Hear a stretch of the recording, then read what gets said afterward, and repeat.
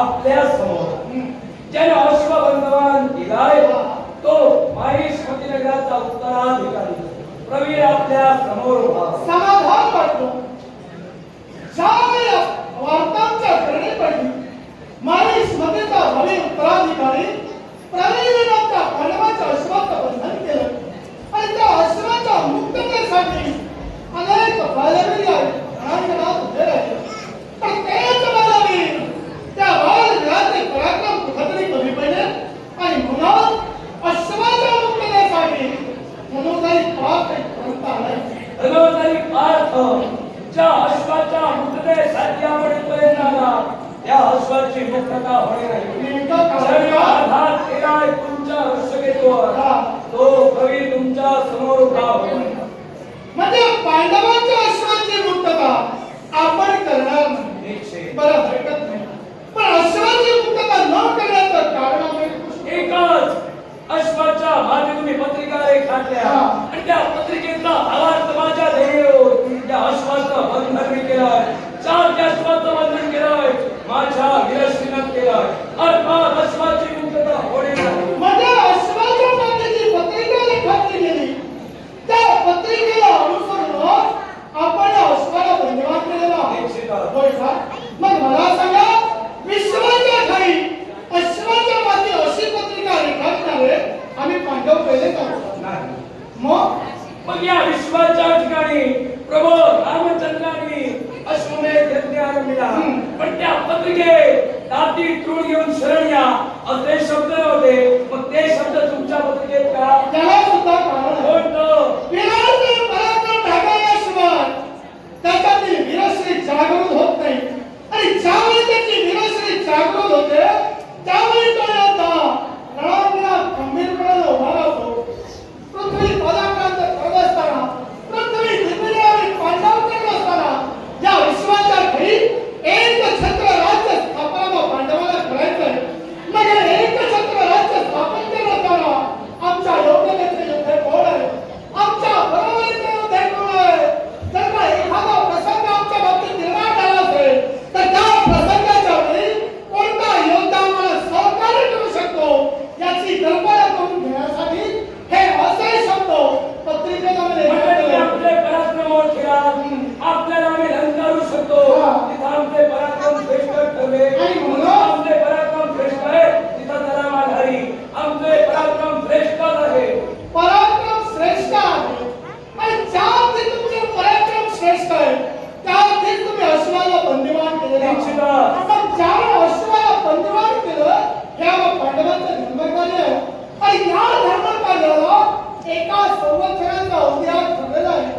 मग एका संवत्सरापर्यंत पुनश्च हा यात्रिक अश्व हस्तिनापुरापर्यंत जायला हवा. मग त्या अश्वाची मुक्तता होणं गरजेचं नाही. ही अश्वाची मुक्तता होणे नाही.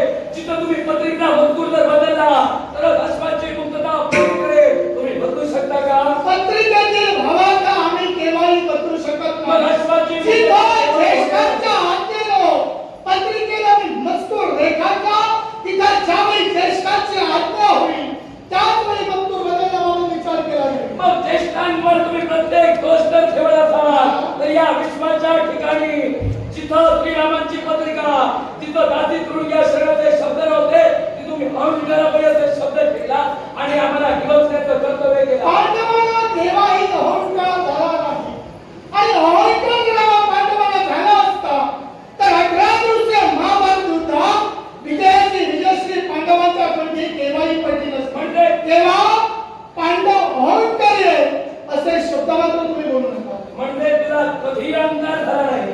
मला तरी आठवत नाही. आठवण करून देऊ या दिवसाला. तुम्ही दिला तर उत्तम होईल. मग ठीक आहे. त्या गोष्टीची तुला आठवण करून देतोय. तू म्हणतोय तू अहंकारी नव्हे. अरे तुझा अहंकार मोडण्यासाठी जिथं पवनपुत्र हनुमान अवतीर्ण झाला त्यावेळी तुला अहंकार घडला की माझ्यासारख्या धनुर्धारी या विश्वात कोणी नाही. आणि तो तुझा अहंकार मोडण्यासाठी हनुमंताने तुला एक सांगितलं. तू चेष्टा केलीस की वानर सेनेनं या विश्वाच्या ठिकाणी हा समुद्र पार करण्यासाठी श्रीरामानं वानरांची मदत घेतली आणि सेतू बांधला. आणि तो सेतू बांधून तो पलीकडे गेला. पण तुझ्यामुळे अहंकार निर्माण झाला नाही काय? हा सेतू मी माझ्या पाण्याने निर्माण करू शकतो आणि म्हणूनच तू तुझ्या पाण्यांवर अभिमान ठेवत होता आणि तो तुझा अहंकार मोडण्यासाठी त्यावेळी पवनपुत्र तत्पर ठरला. त्या पवनपुत्राला तू सांगितलं हा सेतू मी सुद्धा बांधून टाकले. त्या पवनपुत्राला तुला सांगितलं जर तुझ्या पाण्यावर एवढा अभिमान आहे ना तर तो सेतू बांधून दाखव. आणि त्या सेतूवर जर का मी आघात केला असेल तर तो तुटता कामा नये. कारण या विश्वात अनेक सैन्य त्या सेतूवरून चालत गेलं होतं प्रभू श्रीरामांचं. तेवढा भार मी माझ्या हृदयाच्या वरी करून त्या सेतूवर ठेवी पण तो सेतू तुटता कामा नये. त्यावेळी तू प्रतिज्ञा केली जर तो सेतू तुटला तर अग्निकाष्ट रक्षण करेल. ही तुझी प्रतिज्ञा होती. पण तो अहंकार सोडण्यासाठी त्यावेळी पवनपुत्र हनुमान तत्पर ठरला. एकदा नव्हे दोनदा नव्हे 3 वेळा अरे तू बाणांचा सेतू निर्माण केला पण तुझ्या तो बाणांच्या सेतूवर त्या हनुमंताला गदेचा प्रहार करता अरे तो सेतू ध्वंस झाला. ज्या अर्थी हा तुझा पराक्रम मोडला गेला आणि तुला अग्निकाष्ट भक्षण करायची वेळ आली त्यावेळी देवाचा धावा केला. हा अहंकार तुझा पवनपुत्राने मोडला होता ना. आमच्या अंतरी जर अहंकार निर्माण झाला असता तर आमच्या साह्यासाठी गोपालकृष्ण तिथपर्यंत अवतरण झाला असता का? तिथं देवाने झाला असता का? झाला असता. अहंकाराच्या चालण्यासाठी गोपाल कृष्ण जिथपर्यंत तुझ्या साह्यासाठी आला होता तो तुझा अहंकार मोडल्यानंतर आणि पवनपुत्राला सांगितलं बरोबर तू केलेलं कार्य श्रेष्ठ होईल. या विश्वात तुझी बराबरी मी करू शकत नाही. हे शब्द चार तुझे होते. तुझा अहंकार ज्यावेळी पूर्णपणे नाहीसा झाला त्याच वेळी हनुमंत सांगितला दिलेल्या शब्दाप्रमाणे वा. त्यावेळी तू गोपाल कृष्णाचा धावा केला. गोपाल कृष्णाचा धावा मी केला आणि गोपाल कृष्णाचा अवतरण झाल्याच्या नंतर जो काही प्रमाण त्या हनुमंताने त्या गोपाल कृष्णाला सांगितला. गोपाल कृष्ण कोणत्या अवस्थेत तिथं निर्माण झाला? एका ब्राह्मण स्वरूपात. आणि ब्राह्मण स्वरूपात तिथं अवतरण झाल्याच्या नंतर त्या गोपाल कृष्णाच्या मुखातील शब्द होते जो काही प्रमाण तुम्ही इथं घडवला त्याला नेमका साक्ष आणि पुरावा या विश्वास कोणी नाही. तेव्हा माझ्या समोर धनुर्धर पाहता तो पुनश्च सराचा सेतू उभारावा आणि माझ्या समोर या सख्या हनुमंतानो तो सराचा सेतू नैष्कराभूत करावा. आणि त्यावेळी त्या ब्राह्मणासमोर म्हणजे साक्षात गोपाल कृष्णासमोर पुनश्च आम्ही शराचा सेतू एका बाणात उभारला. आणि त्यावेळी त्या शराचा सेतूचा निष्कराभूत हनुमंत करू शकला नाही. त्याच्या मुळाशी काढून साक्षात गोपाल कृष्णाचा अत्याचार विरोध त्या शराच्या सेतूचा काही आधार देऊन होतो.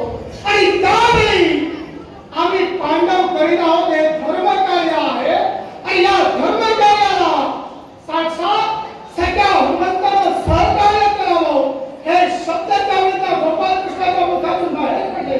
आणि त्यावेळी त्या सगळ्या हनुमंतानं त्याच्या मुखातून शब्द बाहेर पडले की हे धनुर्धर पाहता तुझे पराक्रम या विश्वाच्या ठाई सर्वश्रेष्ठ आहे. पांडव आतापर्यंत धर्मासाठी लढले आणि धर्मासाठी जगणार आहेत. आणि म्हणून हे धनुर्धर पाहता तुझ्या रथाचा पृष्ठभागी साक्षात हा सगळा हनुमंत स्वतः जाऊन होणार आहे. मग मला सांग या धनुर्धर पार्थाला जर अहंकार झाला असता तर तो त्याला गणगोपाल कृष्ण माझ्या सहकार्यासाठी धावून आला असता का? मला जर अहंकार निर्माण झाला असता तर तो सगळा हनुमंत 18 दिवसाच्या महायुद्धात मला सहाय्यभूत ठरला असता. देवाच्या आशीर्वादाने तुला तो सहाय्यभूत ठरला गेला. देवाचा पण सगळा अहंकार त्यानं तुझा मोडला तोच नंतर तुला सहाय्यभूत ठरला गेला. एवढंच नव्हे हे धनुर्धरी पार्था ज्यावेळी राजसूयाने तुम्ही आरोपिला त्या राजसूयाच्या वेळी त्या राजसूयात तुम्ही ब्राह्मणांना भोजन वाढत होता आणि भोजन वाढत असताना तुमच्या गदाधराचे शब्द होते त्याला त्याच्या शक्तीचा गर्व होता.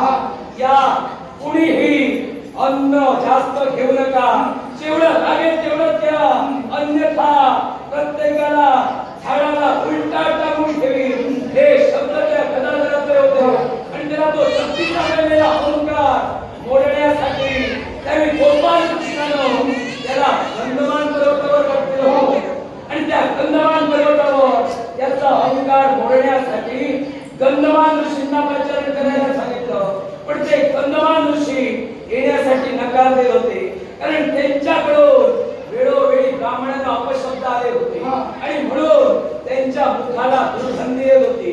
ती का असेल तर त्यांना जळलेला तो वाईट बोलत होते ब्राह्मणांना आणि त्या अहंकाराच्या शरणार्थी त्यांनी गदाधराला सांगितलं, ब्राह्मणांना अपशब्द बोलू नकोस, स्वतःच्या शक्तीचा गर्व करू नकोस, अन्यथाची माझी परत नाही तुझी सुद्धा होऊ शकते. असा गंधमान ऋषींनी त्यावेळी सुद्धा त्या भीमाचा त्यांनी गर्वहरण केलं. अर्थात भीमाचा गर्वहरण राजसूय यज्ञाच्या वेळी झालेलाच होतो आणि त्याचा अर्थ पांडवांनी नेमका अधर्म केला असं तुम्ही म्हणता. पण नेमका पांडवांनी अधर्म केला तो का? अधर्म मी तुम्हाला नाव देत नाही, पण जिथं अश्वाच्या रक्षणासाठी इथपर्यंत आला त्या मायाभूमीचं रक्षण करणं हा आमचा अधर्म आहे. मग तुमच्या मायाभूमीचं संरक्षण का तुम्ही करत आहात? स्वतः धर्म करण्यासाठी हा अश्व आम्ही सोडलाय. त्या अश्वाचं संरक्षण धर्म करण्यासाठी आम्ही करू नये का? तुम्ही निश्चितच करा, या विश्वाची नकार नाही, पण आम्हाला तुमचं मांडीनेत्व जिथं नकार तो देतोय तिथं आमच्यावर लादण्याचा प्रयत्न करू नका.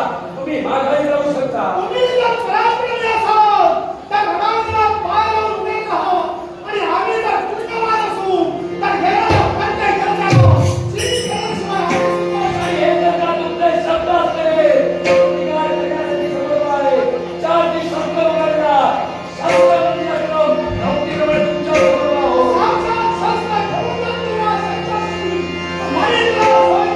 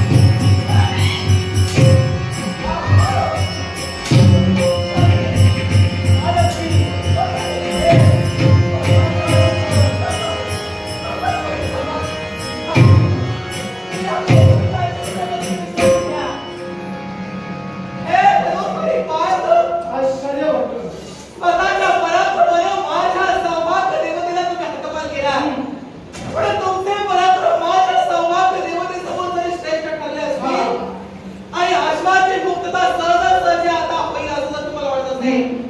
तर अश्वाची मुक्तता आता तर होणारच नाही. अश्वाची मुक्तता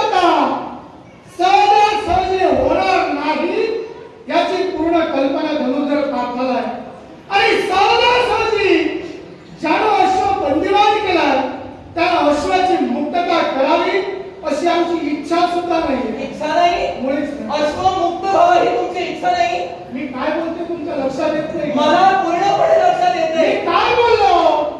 अश्वाची मुक्तता तुम्ही सहजासहजी करावी अशी माझी इच्छा सुद्धा नाही. कारण आहे अहो त्या विश्वाच्या घरी रणभूमीवर 2 युद्ध उभे असल्याच्या नंतर एकाला जय आणि दुसऱ्याला पराजय आणि याच्यातला तिसरा निर्णय म्हणजे वीरगती हे 3 निर्णय युद्धभूमीवर घडतात. गोष्ट मान्य आहे. नक्कीच. मग आम्हाला दोघांच्या युद्धात आम्हाला जरी याला जर पराजय प्राप्त झाला असेल तर नेमकं चुकलं ते का? तुम्ही तुमच्या पराक्रमानं माझ्या सौभाग्य देवतेला हतबल केला. हा ज्या माझ्या सौभाग्य देवतेने अश्वघातन करून स्वतःचे पराक्रम गाजवून हा. त्या धबधबत रणकुंडात उडी ठोकली ना, त्यांच्या रथाचं सारथ्य कर्म ही त्यांची भार्या मदन मंजरी करते. हा. आतापर्यंत सारथ्य कर्म करणे हे माझं कर्तव्य होतं. कारण हे कर्तव्य करत असताना आतापर्यंत जे रणसंग्राम झाले ते किती वेळ तरी उभं राहून मी तर पाहिले हा. माझ्या डोळ्यानं. तेव्हा आता प्रश्न माझ्या सौभाग्याच्या जीवाचा आहे. तिथं माझ्या सौभाग्याचा जीव धोक्यात आहे. तिथं हा सारथी माझ्या नवऱ्याच्या रक्षणासाठी बांगड्यांचं वजन पेलं हे बंडल हाती शस्त्र ठेवून उभं राहील. हे मदन मंजरी केवळ सौभाग्याच्या संरक्षणासाठी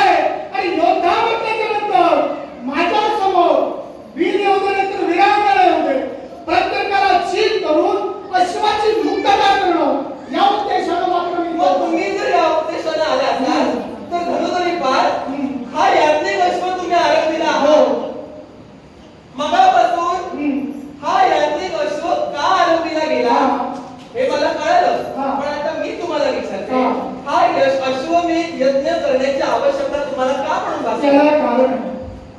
18 दिवसीय महाभारत युद्ध घडलं. कौरव आणि पांडव दोघांचा वाद. पण या दोघांच्या वादात कौरव पक्षाकडून अनेक राज्य होती, त्याप्रमाणे पांडव पक्षाकडून सुद्धा अनेक राज्य होती. काही राज्य ती स्थिर राहिली, ना कौरवांच्या बाजूनं ना पांडवांच्या बाजूनं. आणि अशातच कौरव आणि पांडव दोघांचाही 18 दिवसीय संग्राम घडला गेला. या 18 दिवसीय रणसंग्रामात आप्तस्वकीय मारले गेले. आप्तस्वकीय मारले गेल्याच्या नंतर त्या पापाचं पापच झालं. आम्ही पांडवांनी करावं, आणि हे पांडवांनी कोणतं कर्म करावं असेल तर अश्वमेध यज्ञ. दुसरा हेतू अश्वमेध यज्ञ म्हटल्याच्या नंतर अश्व हा पृथ्वी दिग्विजयासाठी सोडला जातो. पृथ्वी दिग्विजय याचा अर्थ काय तर अश्व हस्तिनापुरातून बाहेर पडल्याच्या नंतर तो ज्या राज्यात जाईल त्या राज्यातील राजकर्त्यानं स्वतःचे पराक्रम सिद्ध करण्यासाठी एक तर त्या अश्वाला बंदिवान करावं, नपेक्षा त्याला खंडणी सहित पांडवांच्या धर्मकार्यात पांडवांना सहकार्य करावं. अर्थात तुमच्या राज्यात अश्वाला तुम्ही तो अश्व बंदिवान केला, मग त्या अश्वाची मुक्तता करणं आम्हा पांडवांना क्रमप्राप्त नव्हे तर कर्मप्राप्त आहे. आणि त्या उद्देशानं तुमच्या राज्यावर काम आलेलं. अश्वमेध करण्यामागचे दोन उद्देश. पहिला उद्देश समस्त पृथ्वी एका छत्राखाली घेऊन गेलो, आणि दुसरा उद्देश म्हणजे पापशालन, गोत्र हत्येचं पापशालन व्हावं. याच्यासाठी त्या दोन कारणासाठी हा अश्वमेध यज्ञ केला. 18 दिवसीय महाभारती युद्धात तुम्ही अधर्म केला. घडला असेल म्हणजे तुम्ही अधर्मी आहात. कारण आहे, युद्धभूमीवर धर्म अधर्म कधी पाहिला जात नाही. हा? दुसरी गोष्ट युद्धभूमीवर जर धर्म अधर्म पाहिलं जात नाही, तर तुमच्या मताने तुम्ही केलेला अधर्म असं करून वापस करण्यासाठी अश्वमेध यज्ञ तुम्ही करताय. युद्धभूमीवर धर्म अधर्म पाहिलं जात नाही, तर त्या गोष्टीचा विचार करून आता अश्वमेध यज्ञ का करायचा? पापाशालन गोत्र हत्या. हा? गोत्र हत्या करून घ्यावी. मी धर्माधर्म पाहिला जात असं कारण नाही.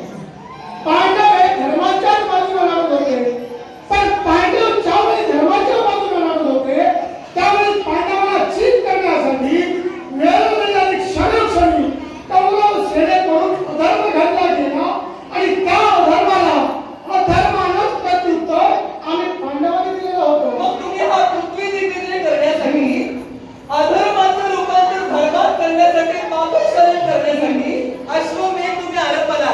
आता मला सांगा, हे जर तुमचं धर्मकार्य आहे असं जर तुम्ही म्हणतात, तर या धर्मकार्याची सुरुवात तुम्ही अधर्मानंच कशी काय केली? आपलं बोलणं तुम्ही स्पष्ट करू शकता? मला सांगा, या अश्वमेध यज्ञासाठी जो श्यामकर्ण वाघ तुम्ही आणला, जो सोडिला, तो तुमच्या मालकीचा आहे. आमच्या मालकीचा नाही. चोरून आणला का तुम्ही? मेघवर्णव मायावी विद्येचा उपयोग करून राजे यवनाश्व यांचा अश्व शाळेतला तो अश्व आहे. तो अश्व ज्यावेळी सरोवराच्या ठिकाणी पाणी पिण्यासाठी गेला त्यावेळी मायावी विद्येचा उपयोग करून त्याला तो अश्व उचलून घेऊन आला. तो अश्व आणल्याच्या नंतर युद्ध झालं, आणि त्या युद्धाच्या निर्णयात राजे यवनाश्व यांनी तो अश्व पांडवांच्या स्वाधीन केलेला. थांबा. माझं विधान अजूनही स्पष्ट झालं नाही. मी अधर्म केला असं का म्हणते? कारण जो अश्व तुम्ही सोडलाय तो अश्व तुमच्या मालकीचा आम्ही पाहिला नाही. भद्रावती नगरीचे राजदूत यवनक्ष यांच्या मालकीचा तो श्यामकर्ण अश्व ज्यावेळी त्या सरोवरावर पाणी पिण्यासाठी तो तिथं गेला, एवढ्या सैन्यात असताना सुद्धा त्या सैन्याच्या डोळ्यात देखत राजकर्त्याला तसूभरी जाणीव न देता त्याचा कळत नकळत मायावी जरी युक्तीनं तो जरी तुम्ही घेऊन गेला, तरी एखाद्याच्या इच्छेविरुद्ध किंवा त्याच्या कळत नकळत एखाद्याची गोष्ट उचलून घेऊन येण्याला चोरी म्हणतात ना. चोरी होती मी मान्य करतोय, पण तुम्ही अधर्म केला. चोरी आम्ही मान्य केली, पण ठीक आहे. पण त्यानंतर जे युद्ध झालं, त्या युद्धाच्या नंतर राजे यवनाश्व यांनी आमच्याकडे तो अश्व सुपूर्द केला. मग हे धर्मकार्य किंवा धर्माचं कार्य? राजे यवन